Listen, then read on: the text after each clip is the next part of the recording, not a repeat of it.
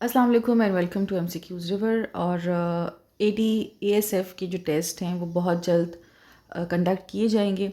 तो जल्दी से हम देख लेते हैं आर्मी एक्ट 1952 से रिलेटेड मोस्ट इम्पॉर्टेंट एमसीक्यूज़ और एक्ट्स जो आर्टिकल्स हैं। ठीक है, मैं आपको एक्सप्लेन कर रही हूँ और ये जो वीडियो है आप प्लीज़ कंप्लीट देख लीजिएगा। ये एमसीक्यूज़ एक दफ़ा आप देख लेंगे, पढ़ लेंगे, सुन लेंगे तो आपको याद रह जाएगी, बिकॉज अब टेस्ट जो है वो होने ही वाला है, तो ये वीडियो आपके बहुत काम आएगी।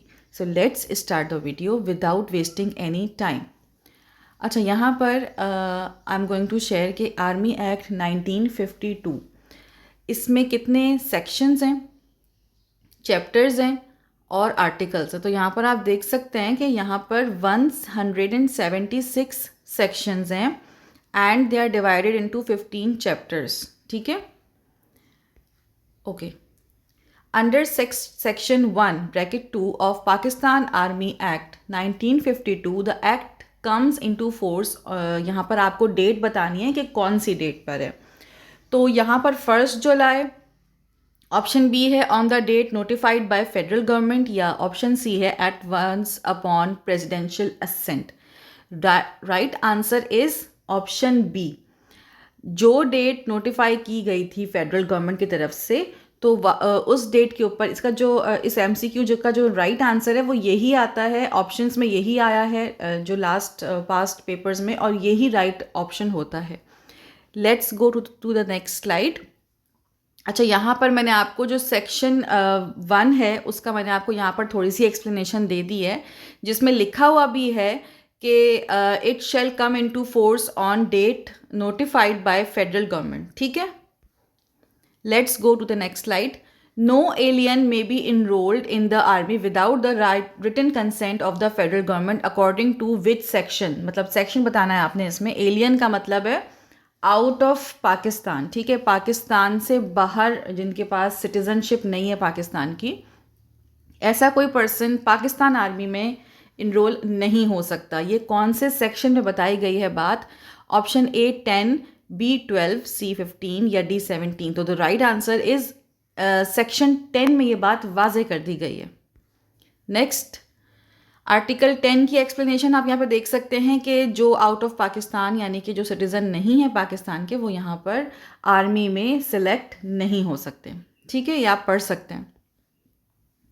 Appointment to warrant rank under section 9 is made by the option A chief of the army staff, option B prime minister, option C president of Pakistan या डिफेंस सेक्रेटरी। तो वारंट रैंक पे जो अपॉइंटमेंट होता है सेक्शन 9 में, उसकी तमाम details मौजूद हैं, वो प्रेसिडेंट ऑफ पाकिस्तान के थ्रू होता है। ठीक है, यहाँ पर आपको मैंने उसी जो आर्टिकल 9 है उसकी एक्सप्लेनेशन दिखा दी है, जो कि मैंने डायरेक्टली आर्मी एक्ट 1952 से ली है। ठीक है, active service in section 8 bracket 1 specifically include service while. Active service का जिक्र बार बार आर्मी एक्ट में किया गया है। ठीक है, जो एक्टिव सर्विस होती है उसकी अलग चीज़ें होती हैं, और जो अगर आप एक्टिव सर्विस के अंदर नहीं हैं तो आपके रूल्स थोड़े से चेंज होते हैं। तो एक्टिव सर्विस का मतलब क्या होता है? एक्टिव सर्विस का मतलब होता है engaged in operations against an enemy. Right, so the right answer to this option is option B, engaged in operations against an enemy. Next, the normal authority to dismiss or remove any person subject to the act rests with the dash section 16 according to section 16। इसका जो right answer है that is federal government। किसी भी person को, subject को remove करने के लिए, डिसमिस करने के लिए जो चीज़, जो अथॉरिटी है, that is the federal government. ठीक है, next, section 17 bracket 1 allows the chief of the army staff to dismiss और रिमूव विच कैटेगरीज। ठीक है, एक chief of the army staff जो है वो किसको डिसमिस कर सकते हैं, रिमूव कर सकते हैं? ऑब्वियसली जॉब के दौरान। तो the right answer is junior commissioned officers and below. ठीक है, जूनियर कमीशन्ड ऑफिसर्स और इस रैंक से बिलो जितने भी लोग हैं। अच्छा, reduction to the ranks by summary order under section 21 bracket 2 may be ordered by an officer empowered to convene at least a dash court martial. The right answer is district court martial. Minor punishments listed in section 23, जो है section 23 में तमाम minor punishments army के लिए जितनी भी minor punishments हैं सारी वहाँ पर मौजूद हैं. May not include field punishment exceeding dash days. The right answer is 28 days. यहाँ पर मैंने आपको माइनर पनिशमेंट और जो सेक्शन 23 है उसकी तमाम डिटेल यहाँ पर दिखा दी जो मैंने डायरेक्टली आर्मी एक्ट 1952 से ली है. Next, under section 24A, shamefully abandoning a fortress committed to one's charge is punishable by. The right answer is option B, death. Offences in relation to enemy and punishable with death. तो ये आपके पास section 24 की तमाम complete detail है, ये उसकी explanation है, directly मैंने एक्ट से उठाई है. The offence in section 24G involves intentionally occasioning a false alarm while dash. ठीक है, इंटेंशनली एक गलत अलार्म बजाना या ऐसे अलार्म को अलार्म रिंग करना जो कि फॉल्स हो, उसका जो ये ऑफेंस काउंट किया जाता है ऑन एक्टिव सर्विस. ठीक है, यहाँ पर मैंने आपको उसकी डिटेल बता दी है कि फॉल्स अलार्म को रिंग करने की सूरत में क्या क्या पनिशमेंट्स होती हैं.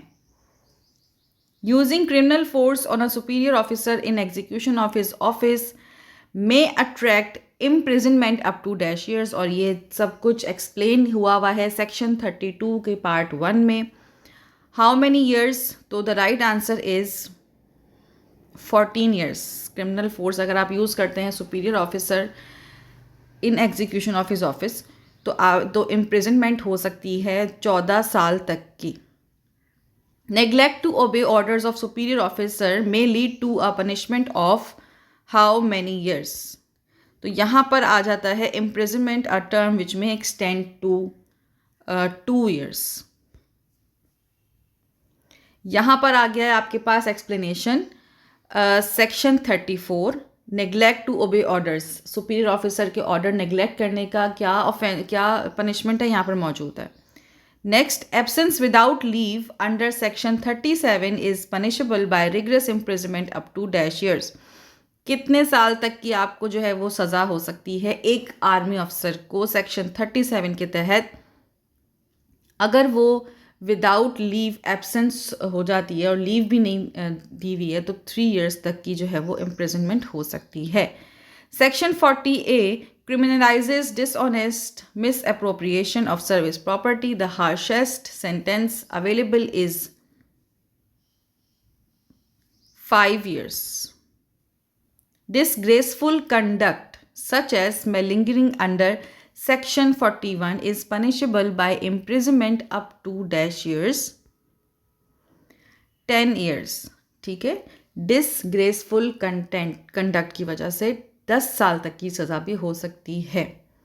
इलीगल ग्रेटिफिकेशन यानी रिश्वत वगैरह under section 42 can lead to rigorous imprisonment of up to dash years. Section 42 में इलीगल ग्रेटिफिकेशन, रिश्वत खोरी, रिश्वत देना या लेना, इसके तमाम जो मामलात हैं डिस्कस हुए हुए हैं और आपको जो आर्मी अफसर हैं उनको 5 साल तक की सज़ा जो है वो मिलती है. Section 43 distinguishes intoxication while on duty punishable by up to dash years rigorous imprisonment. Section 43 में intoxication अगर while being on duty an army officer is intoxicated तो उनको कितनी सज़ा जो है वो सुनाई जा सकती है? 5 साल तक की सज़ा हो सकती है अगर while on duty intoxicated होते हैं तो. Next, in computing the 48-hour custody rule, section 74 are excluded. जब 48 hour की कस्टडी होती है सेक्शन 74 के तहत तो क्या चीज़ जो है वो एक्सक्लूड कर दी जाती है? Public holidays. अगर उन 48 आवर में कोई पब्लिक हॉलीडे है तो उसको एक्सक्लूड कर दिया जाएगा. Next, a military police officer may arrest without warrant any suspected deserter under section 76.